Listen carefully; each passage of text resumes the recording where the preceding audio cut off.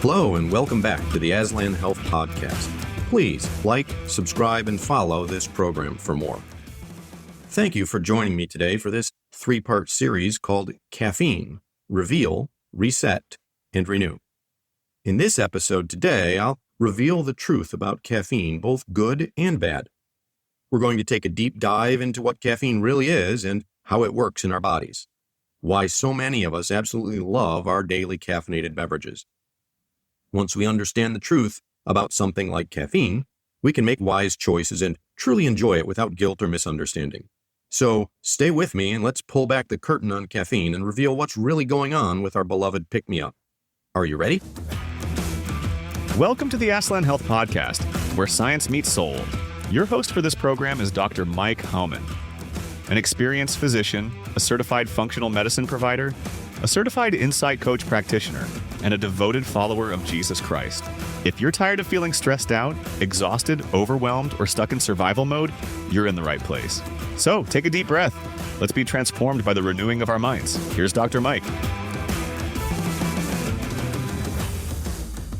The impetus for this series on caffeine comes from 3 separate conversations and from questions that I received in the last month. All these came from young men who are asking me about their use and sometimes abuse of caffeinated drinks. It also came from a recent article I identified in the European Journal of Applied Physiology from last month, titled Acute Caffeine Intake Improves Muscular Strength, Power, and Endurance Performance. It's a randomized study, and it was very helpful in understanding the benefits of caffeine for exercise. I enjoy caffeine in a variety of forms myself, so listen, take a look at the show notes for detailed information. It's accurate, useful, and they'll give you a lot of answers regarding our topic today. What exactly is caffeine and how does it work? Well, that's what we'll discuss today. If you rely on a morning cup of coffee or tea to wake you up, you're definitely not alone. Caffeine is the world's most popular stimulant. It's a naturally occurring compound found in things like coffee beans, tea leaves, chocolate, and cola nuts. It's also added to many sodas and energy drinks for that boost. Unlike other psychoactive substances, caffeine is unregulated and completely socially acceptable. It's woven into the fabric of daily life across the globe. But just because it's common doesn't mean it's not powerful. Caffeine is the most widely consumed central nervous system stimulant in the world. However, contrary to popular opinion, caffeine doesn't actually give you energy. Instead, it tricks your brain into feeling alert by blocking the signals that make you feel tired. So here's how the biochemistry works. Normally, when you're awake, your brain gradually accumulates a chemical called adenosine. Think of adenosine as a messenger that says, hey, you've been awake for a while. Time to slow down and get sleepy. Adenosine builds and binds to the receptors in your brain, and as those receptors fill up, you feel drowsiness setting in. Caffeine's molecular shape is similar enough to adenosine that it fits into those same receptors. Kind of like a key fitting into a lock. Enter caffeine, the great imposter. By occupying those adenosine receptors in your brain, caffeine blocks adenosine from signaling and attaching, so you don't get that signal for fatigue. In effect, caffeine is taking the foot off of your brain's brake pedal. With the brakes released, a block to the signals of sleepiness aren't there, and you feel more awake and alert. In particular, blocking the A2A adenosine receptor is what produces that notable awake alert boost that we all know and love from caffeine. But that's not all. Once caffeine blocks adenosine, a cascade of other effects naturally follow as well. Adenosine usually has a calming, slowing influence on the brain activity, so blocking it leads to a relative increase in brain activity. Caffeine indirectly increases the release of other neurotransmitters like dopamine and norepinephrine. These brain chemicals are associated with alertness, attention, and even a better mood. That's why after your morning coffee, you might not only feel more awake, but also more upbeat and focused. Caffeine essentially sharpens your mental focus, which can improve your reaction time as well. Caffeine also has some effects beyond your brain. It triggers your adrenal glands to release a little burst of epinephrine, commonly referred to as adrenaline. Don't worry, it's a small burst from a typical dose, but it's enough to contribute to that energized feeling. Your heart rate might increase slightly, your blood pressure can go up a few points, and your liver releases a little bit of glucose into your bloodstream for some extra demand fuel. These physiological effects are usually modest at normal doses of caffeine, say the amount you'll find in 1 to 2 cups of coffee. If you're a regular caffeine user, your body actually becomes a little bit less sensitive to these effects over time, so you might not notice an increase in blood pressure or heart rate with regular use. However, at higher doses, many people experience these effects, which we'll call the jittery side of caffeine: heart palpitations, shakiness, or even anxiety. Some folks are more sensitive than others, of course. It's important to note here that caffeine doesn't create energy from nothing. Only God, the Creator, can do that. In terms of scientific principles, that would be a violation of the first law of thermodynamics, the law of conservation of energy, which states that energy cannot be created or destroyed, only transformed from one type to another. What caffeine consumption is actually doing is masking fatigue. Here's an analogy. It's like putting earplugs in so that you don't hear someone knocking on your door. In this case, the someone is fatigue from adenosine accumulation, knocking on your brain's door. With caffeine, you don't hear the knock, so you feel energetic. But once the caffeine wears off, those earplugs come out, you might be hit with all that accumulated adenosine at once, leading to a crash of sleepiness. We'll talk more about that rebound effect and how to manage it the next time in episode 2. But for now, besides perking up the brain, caffeine has some other well-known effects on the rest of the body.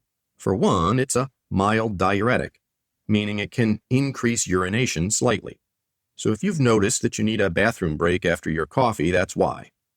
It can also stimulate your digestive tract. So many people find that coffee in particular can get their bowels moving. On the flip side, for those with sensitive stomachs, coffee or strong tea might cause a bit of an upset stomach or acid reflux. Another effect, caffeine tends to raise the blood pressure slightly in people who aren't used to it. If you rarely consume caffeine, you might see a small increase in your blood pressure after a double espresso, for example. But if you're a habitual coffee drinker, your body adapts to this and the effect is much less pronounced. All of these things prove that caffeine truly is a drug, in every sense of the word, in the sense that it has direct, measurable impacts on our physiology. It's not just a cup of coffee, it's a dose of a stimulant drug, even though it's one that's safe for most people when used responsibly. Now that we've revealed how caffeine has its effect, let's talk about what caffeine actually does for us and reveal the benefits and why we love our caffeine so much. Why do millions of people reach for caffeine every single day? Simply put, caffeine works. Whether it's to pry your eyes open on an early morning, to help you power through a long meeting, or to get a boost before a workout, caffeine delivers tangible effects that many of us rely on. Let's break down some of the proven benefits and uses of caffeine that make it so popular. 1. Enhanced alertness and focus. The most immediate perk of caffeine is that it keeps us awake and mentally sharp. Even a relatively small amount, say the caffeine in an 8-ounce cup of coffee or a tea, which is about 100 milligrams, can increase your vigilance and your reaction speed, especially if you're tired or you're doing something monotonous. Caffeine reduces that feeling of mental fatigue, letting you concentrate on work or study longer than you otherwise could. Many people also noticed an improved mood and motivation after their morning caffeine fix. In fact, moderate doses, around 150 to 200 milligrams, tend to boost mood and cognitive performance for a few hours. That means you might not only feel more alert, but actually think a bit more clearly and feel more like tackling your tasks. It functions as a temporary mental pickup. The caffeine effect isn't just for your brain, though. It's also renowned as a performance enhancer for your body, like the study I noted earlier.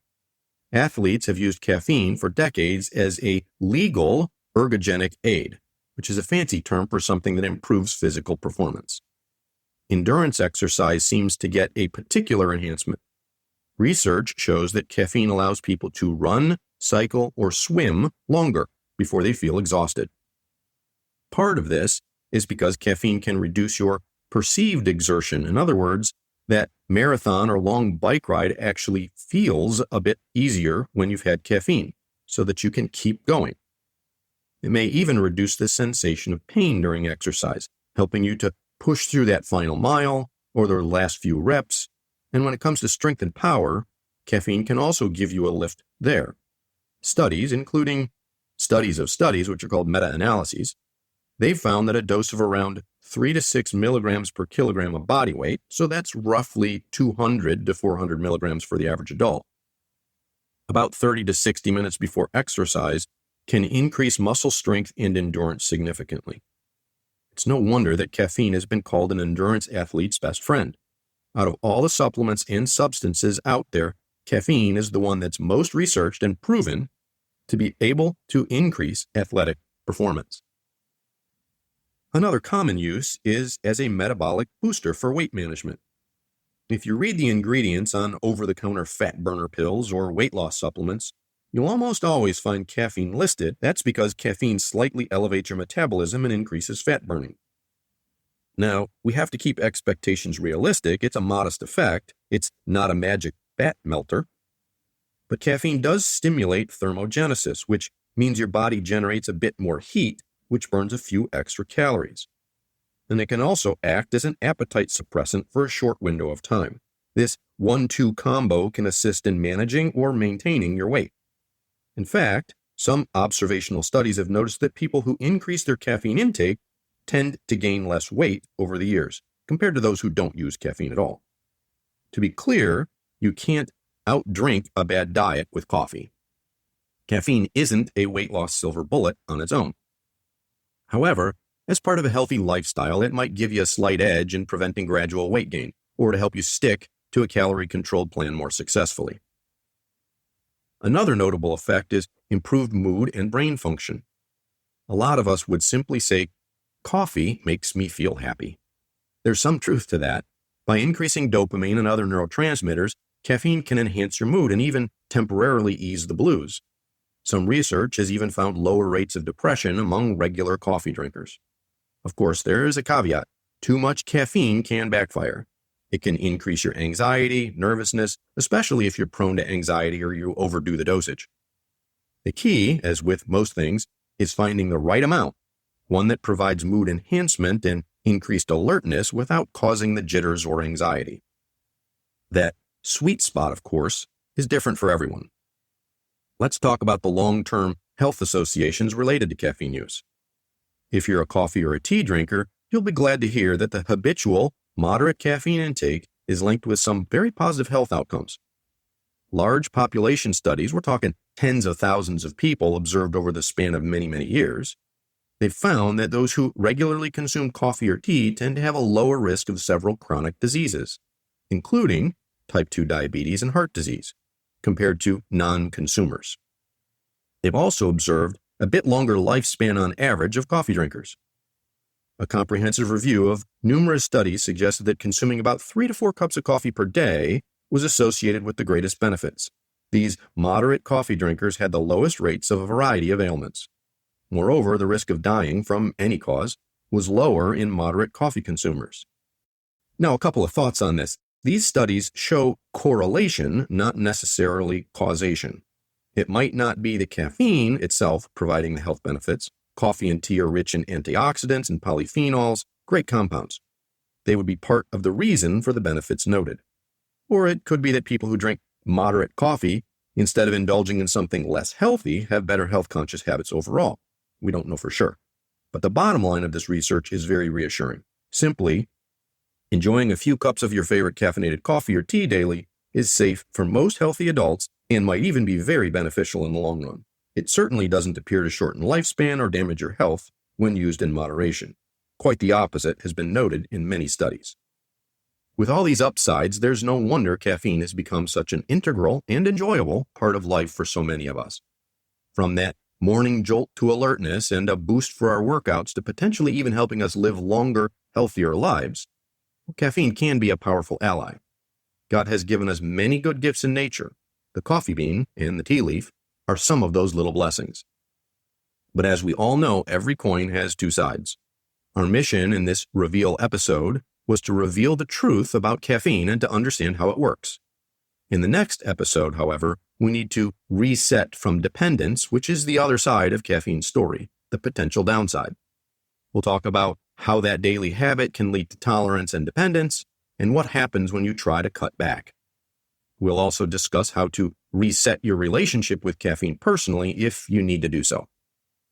So enjoy your coffee or tea today. Thankfully, when used wisely, it can be part of a healthy lifestyle. Please take a look at the episode show notes for more details, helpful infographics, and references for 145 research articles used to provide this curated information. And don't miss episode 2, Reset, Breaking the Cycle of Caffeine Dependence, where we'll explore the drawbacks of excessive caffeine use and how to address them. Until next time, my friend, take care and God bless.